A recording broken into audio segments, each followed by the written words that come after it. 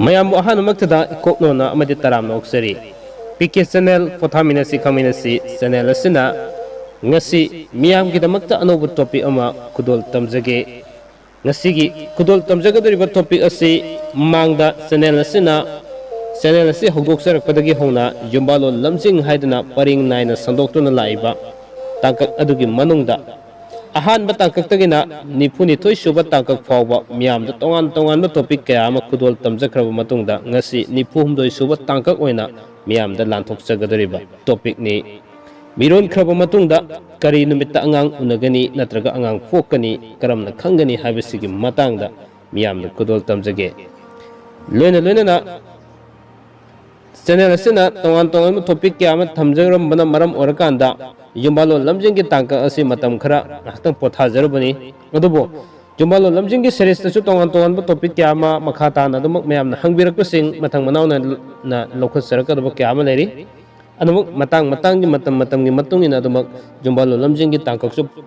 ꯄꯨꯗꯨꯅ ꯂꯥꯛꯆꯈꯤꯒꯦ ꯉꯁꯤꯒꯤ 94 ꯁꯨꯕ ꯇꯥꯡꯀꯛ ꯑꯁꯤ ꯃꯤꯌꯥꯝꯗ ꯂꯥꯟꯊꯣꯛꯆꯒꯦ ꯑꯗꯨꯒ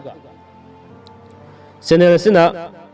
ꯇꯣꯉꯥꯟꯕ ꯇꯣꯄꯤꯛ ꯀꯌꯥ ꯑꯃ ꯊꯝꯖꯕꯁꯤꯗ ꯃꯤꯌꯥꯝꯅ ꯄꯤꯕꯤꯔꯛꯄ ꯁꯖꯦꯁꯟ ꯑꯃꯗꯤ ꯐꯤꯗꯕꯦꯛ ꯀꯌꯥꯕꯨ ꯆꯦꯅꯦꯜ ꯑꯁꯤꯅ ꯉꯁꯤꯁꯨ ꯑꯗꯨꯃꯛ ꯇꯔꯥꯝꯅ ꯑꯣꯛꯆꯔꯤ ꯍꯥꯏꯕ ꯋꯥꯐꯝꯁꯤ ꯊꯝꯖꯔꯒ ꯃꯤꯌꯥꯝꯅ ꯈꯨꯗꯣꯜ ꯇꯝꯖꯒꯦ ꯌꯨꯝꯕꯥꯂꯣꯟ ꯂꯝꯖꯤꯡꯒꯤ 94 ꯁꯨꯕ ꯇꯥꯡꯀꯛꯇ ꯊꯝꯖꯔꯤꯕ ꯇꯣꯄꯤꯛ ꯃꯤꯔꯣꯟꯈ꯭ꯔꯕ ꯃꯇꯨꯡꯗ ꯀꯔꯤ ꯅꯨꯃꯤꯠꯇ ꯑꯉꯥꯡ ꯎꯅꯒꯅꯤ ꯀꯔꯝꯅ ꯈꯪꯒꯅꯤ ꯍꯥꯏꯕꯁꯤꯒꯤ ꯃꯇꯥꯡꯗ ꯈꯨꯗꯣꯜ ꯇꯝꯖꯒꯦ ꯃꯤꯌꯦꯡ ꯇꯥꯃꯤꯟꯅꯁꯤ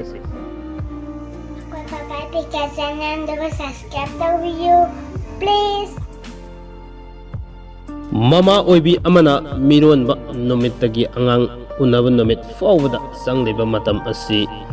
ꯅꯨꯃꯤꯠ 130ꯅꯤ ꯍꯥꯏꯕꯗꯤ 280 days ꯃꯤꯔꯣꯜꯂꯕ ꯃꯃꯥ ꯑꯃꯅ ꯑꯉꯥꯡ ꯑꯗꯨ ꯀꯔꯝꯕ ꯃꯇꯝꯗ ꯄꯣꯛꯀꯗꯒꯦ ꯍꯥꯏꯕ ꯈꯪꯅꯕꯒꯤ ꯑꯔꯥꯏꯕ ꯄꯥꯝꯕꯩ ꯈꯔ ꯃꯤꯌꯥꯝꯗ ꯊꯝꯖꯒꯦ ꯃꯃꯥ ꯑꯣꯏꯕꯤ ꯑꯗꯨꯅ ꯊꯥꯒꯤ ꯈꯣꯡꯀꯥꯞ ꯂꯦꯞꯈꯤꯕ ꯊꯥ ꯑꯗꯨꯗꯒꯤ ꯍꯧꯔꯒ ꯊꯥ 7 ꯆꯞ ꯆꯥꯅ ꯊꯤꯕꯤꯌꯨ ꯑꯗꯨꯒ ꯅꯨꯃꯤꯠ 8 ꯑꯁꯤ ꯆꯤꯟꯁꯤꯟꯕꯤꯌꯨ ꯈꯨꯗꯝ ꯑꯣꯏꯅ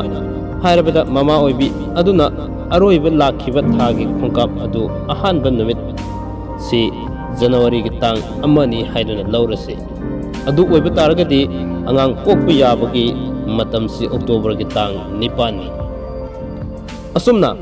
ꯑꯇꯣꯞꯄ ꯈꯔ ꯍꯦꯟꯅ ꯂꯥꯏꯅ ꯑꯩꯈꯣꯏꯅ ꯈꯪꯕ ꯌꯥꯕ ꯄꯥꯝꯕꯩ ꯑꯃꯒꯃꯨꯛ ꯃꯤꯌꯥꯝꯗ ꯍꯥꯏꯕ ꯇꯥꯔꯒꯗꯤ ꯃꯃꯥ ꯑꯣꯏꯕꯤ ꯑꯗꯨꯅ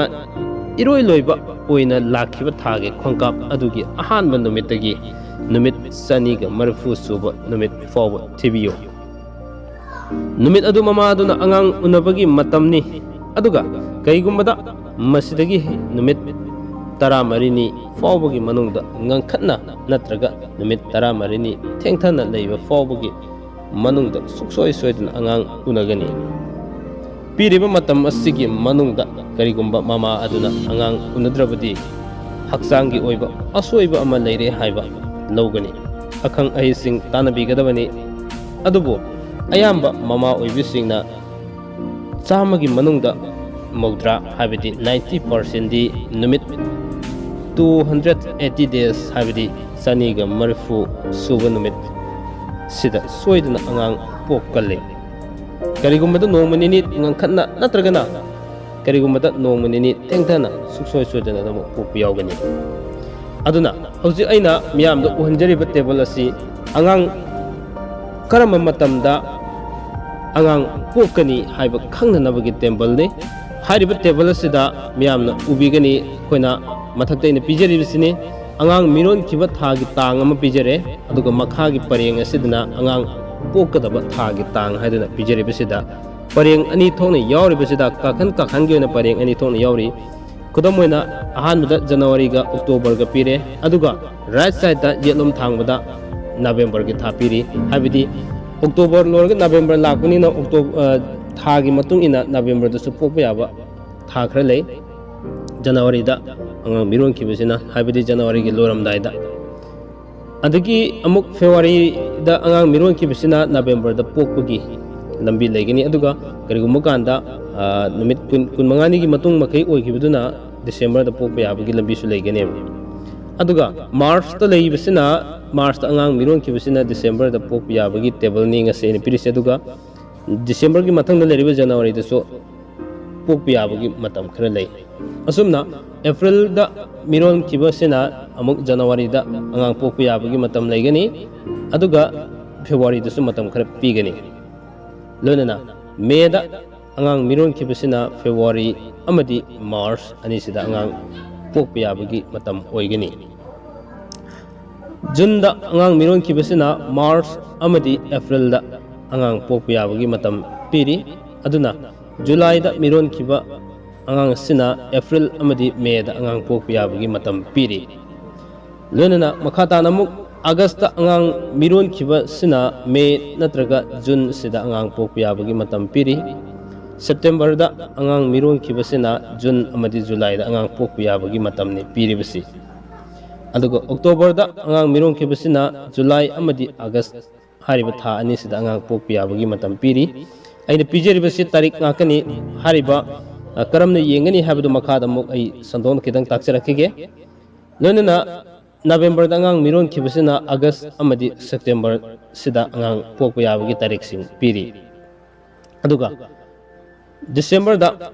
angang miron kiba taragadi September amadi October hariba tha sida angang pokpa yabagi matam miyamda thamjari aduna hariba singsida aikoina sangsatta mapung oina angang miron basi hojiki matam dadi aina thamjari basi normal oina pokpagi wafam dogi matang khagini aduga kariguma CS kumba operation guma torga pokpa dadi aikoina pokningba matam da ngangkhatna pokpa adigi thengthana pokpa adum yadaba nati yai ado hojik aina thamjari basidi mamangi matam dagi oina lera ba aikoina normal oina pokpa yabagi matam adu sapchana leibagi matam adumukni miyamda thamjari basi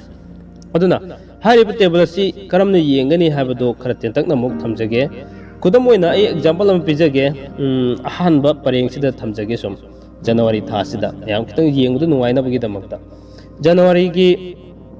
tang amadagina kunthra faubagi matam asi amutang yengminasi ahanba pareng sida mama aduna aroiba lakhiba thagi khongkap adugi ahoba numit singgi manungdagi amani haini hekta khallaseba aduga October gi tang 9 dagina tang 13 fauba aduga November gi tang amadagi 3 fauba asina angang polkadaba matam sing adugi oina khallase habidi ahanna paring sini ko ina ngai thamjakiba January da karigumba angang miron batagadi October da amadi November gi tarik khara dasu angang oibi yai habiduna pibudugi matang da kitang khangmina sebani adu oiba taragadi koina sumni yengase January gi tang ama sida lawrase January gi tang amada thagi khongkap laklaga miron khraba mama adu October gi tang 9 da angang pokani habini atopa mana January gi tang 15 da muk November da pokpa yabagi siyengse January gi tang 15 da thagi khongkap laklaga miron khraba mama aduna November gi tang amada angang pokani habini asumna table si yengla kanda koina angang pokpagi matam koina khangba ngami habisi khangminasi kudam amaga muk yengsi February thada February gi tang ani da muk ai kudam am pijage February gi tang ani zida thagi khongkap laga miron kiba mama adu November gi tang 9 da angang pokani habini aduga amuksu December gi tang 13 da thagi khongkap laga miron kiba mama aduna October gi tang 3 da angang pokani habini asumna angang pokpagi matam lepkani maram aduna table asigi ahanba koina mathak ki pareng da piriba sina thagi khongkap lakpa haukiba tha adugi numit natraga tarik sing adugi tang sing neba aduga table asigi makha thangba pareng sida piriba sina angang polkadaba tha amasung tang sing ni aduna box aina pijariba box asida koina box amagi angka masing ani asina mathak thangbana angang miron kibani aduga makha thangbasina piriba angka masing asina angang polkadaba tha adugi tang tarik masing ni habasi khangminasi si oba taragadi koina yengma matamda angang miron kebigi tang yenglaga polkadaba tang si kaya da polkani habasi koina yengba yabagi lambi si sumna lei habasi khangminasi habigi damak ngasi miyamda kudol tamjabani aduga thamjaningba wafam amana hairibasi mamang soina thamjakibaduni karigomba koina CS kuma toroga laikiba taragadi pokpa taragadi ngangkanna pokpasu yai aduga thengthana pokpasu yai pokning matam amdam poknabagi lambi amsu leire hojiti